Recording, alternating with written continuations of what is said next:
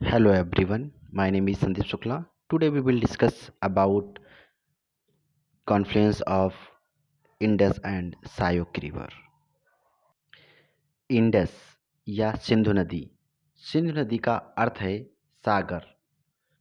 सागर बाढ़ के समय यह नदी सागर जैसी विशाल हो जाती है। यह नदी लद्दाख श्रेणी के उत्तरी भाग से निकलती है।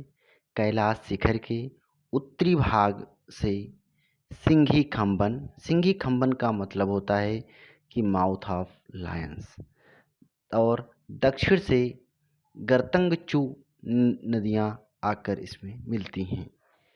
इस महान नदी को आलिंग, कांगड़ी, त्रिचमिर, गसेरब्रम, मसेरब्रम, केंटू, रकापोशी, नंगा पर्वत आदि शिखरों से ग्लेशियर का जल प्राप्त होता है। यह पहले उत्तर पश्चिम दिशा में बहती है, फिर हिमालय पर्वत को काटकर दमचौक के निकट भारत में प्रवेश करती है।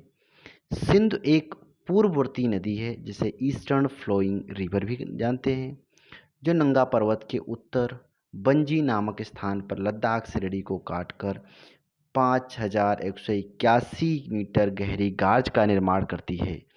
यह चिल्लास के निकट पाकिस्तान में प्रवेश करती है। 2900 किलोमीटर लंबी सिंधु नदी विश्व की लंबी नदियों में से एक है।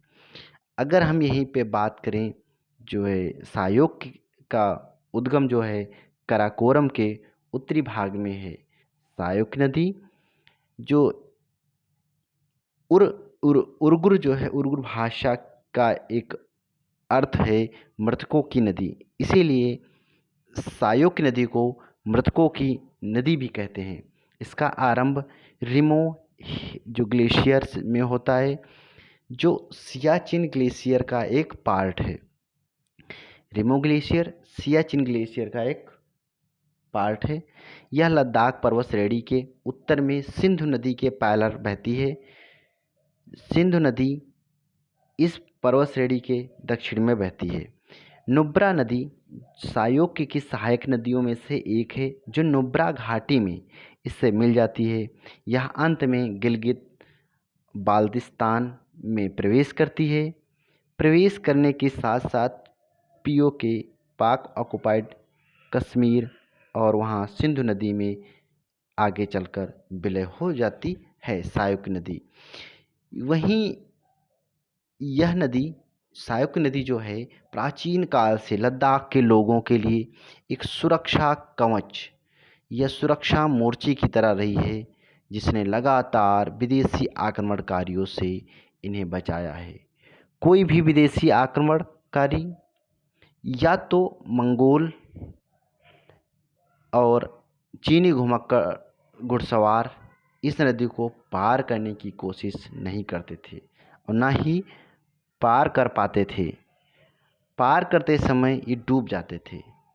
हालांकि आजकल नदी पर काफ़ी सारे ब्रिज बन गए हैं, जिससे अब आवागमन सुलभ हो गया है। और सिंधु नदी मिठानकोट से थोड़ा ऊपर, जिसमें पंचनद आकर मिलते हैं।